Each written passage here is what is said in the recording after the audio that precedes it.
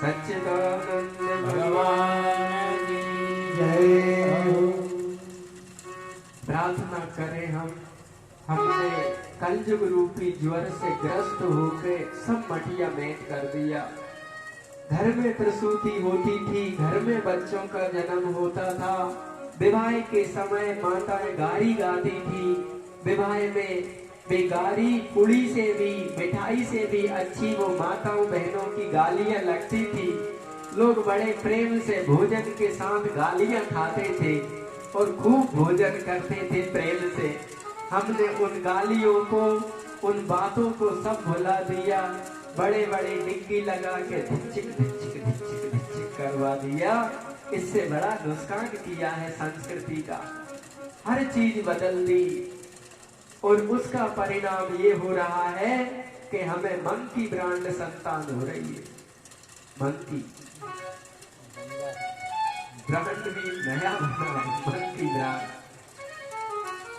इससे हमें शांति नहीं मिल रही, सुकून नहीं मिल रहा। हमारे भारत जैसे देश में वृद्धाश्रम खुल रहे हैं, वृद्ध लोग वृद्धाश्रम में रह रहे हैं। माताओं को घर में रहने की, आदि नाती को नहीं खिलाओ, आदि नातिन को नहीं घुमाई तो रात में दादा दादी की चाय बनी नहीं मिलने, बिस्तर लगो नहीं मिलने, गुरसी तगत नहीं मिलने, आदि नाती नाता ने नहीं खिलाओ तो बुढ़ापा फिर सुख से गुजरने नहीं चाहिए। संस्कार बड़े बदलते जा रहे हैं और नाती नाताओं के चक्कर में ना प्रभात फेरी हो रही, ना माला हो रहा, ना पाठ हो रही।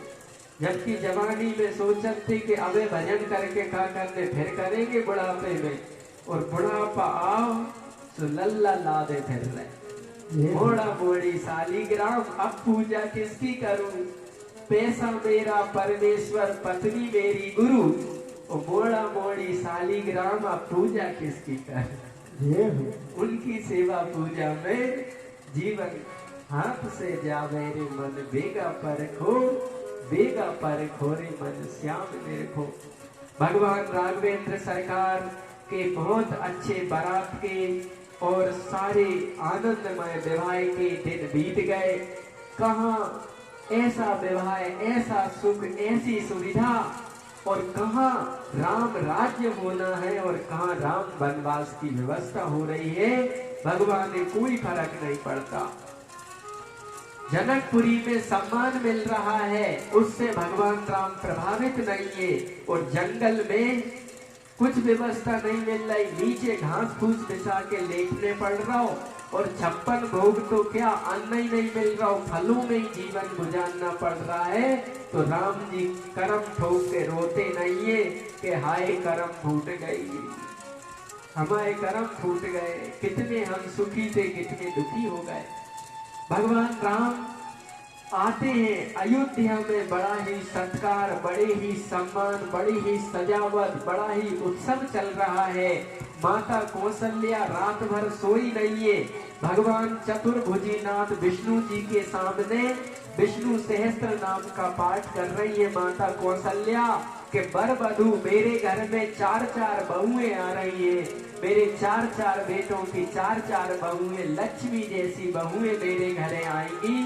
माता कौशल्या नींद नहीं, भजन में लगी है कि हे श्री हरि आपने बड़ी कृपा करी। माताएं और अयोध्या वासी सोच रहे हैं कि राम राज्य बैठे त्रिलोका, हर्षित होए जाए सब शोका। नहीं कोई दुखी दरिद्र न दीना, नहीं कोई अबुध न लक्षण हीना। सब नर करहि परस्पर प्रीति, चलहि सुधर्म सुरत जैसी नीति। शास्त्रों की नीति के अनुसार जीवन जिए, राम जी बैठ जाएं, ये सबकी मन की भावनाएं चल रही हैं। और बढ़िया राम जी आए हैं, बहुत अच्छे से स्वागत हुआ है, अयोध्या में रहने लगे हैं।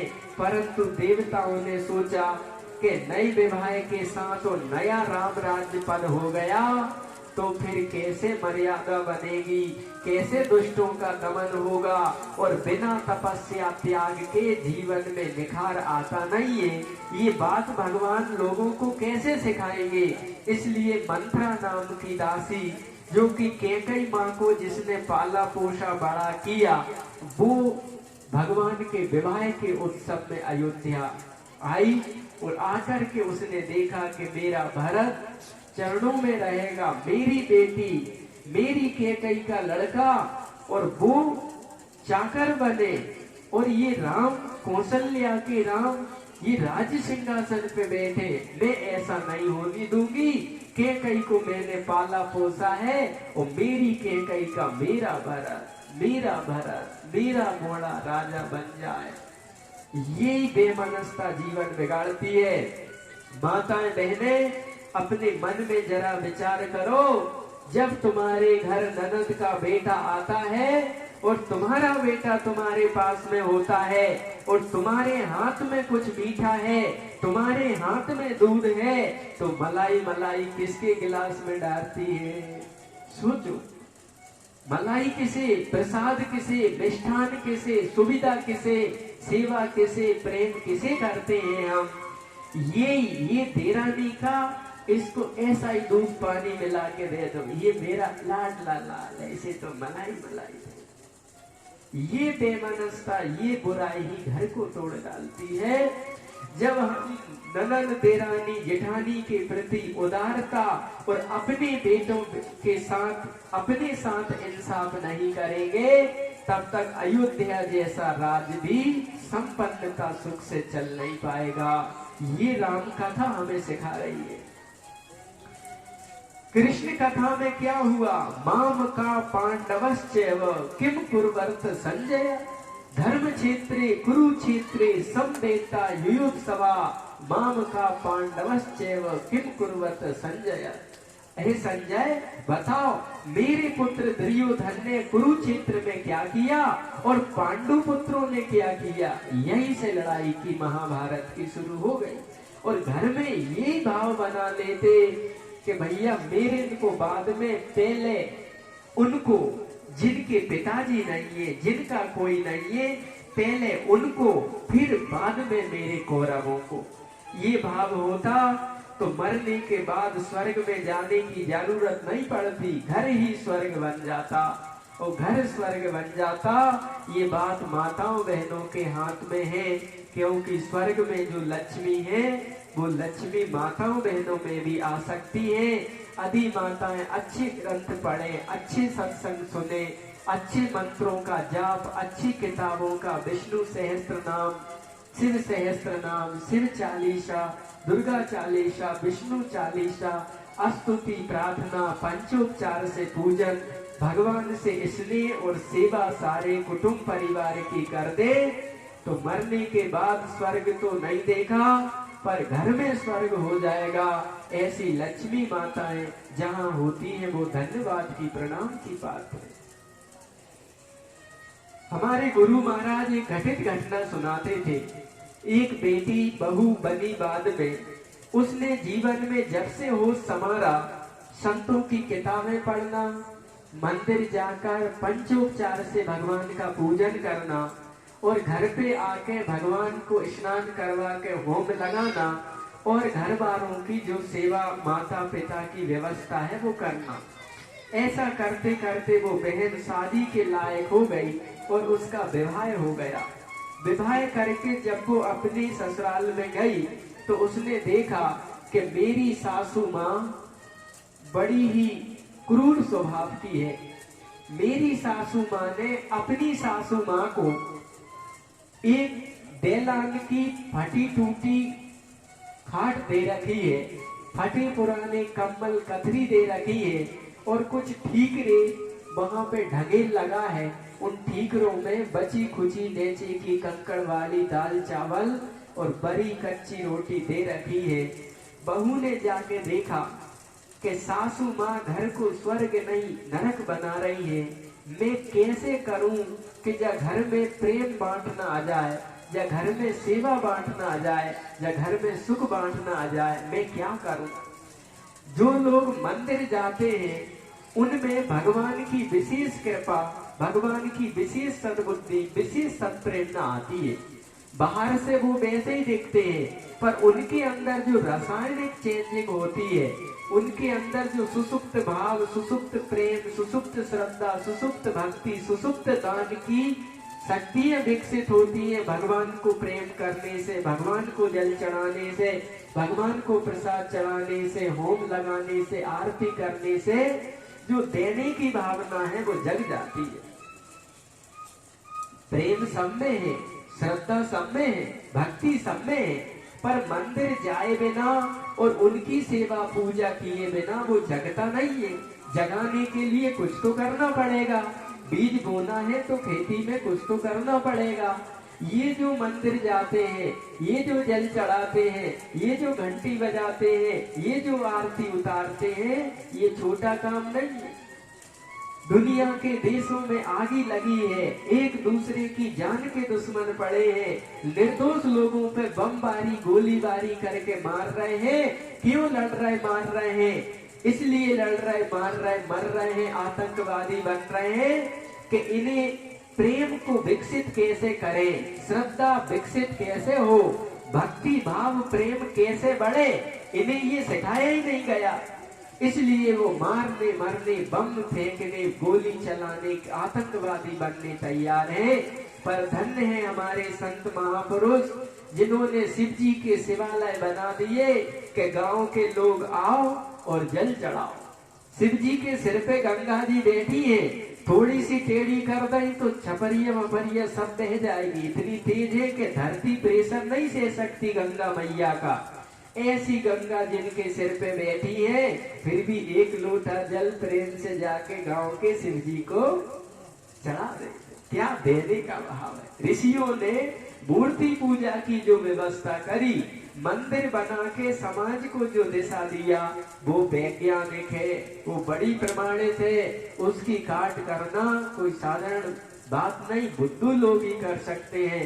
बकाया देने का भाव जगाया, प्रेम का भाव जगाया, भक्ति का भाव जगाया, और जो भाव देना शुरू किया, उन लोगों के दिल में हृदय कमल जो खिलता है, उनको भाव प्रेम की जो बाढ़ आती है, दिल में विचारों में जो झरने झरते हैं, जल चढ़ाने से, तिलक लगाने से, फूल चढ़ाने से, आरती उतारने से, मिष्ठान नैवेद्य मिश्री मुनक्का ज्योतिली चावल शक्कर छोड़ने से जो प्रेम भाव भक्ति बढ़ती है, वो ऐसी बढ़ती है कि जो जाने वही देहु जनाई, और जानत तुम्हें तुम्हें वही जाई।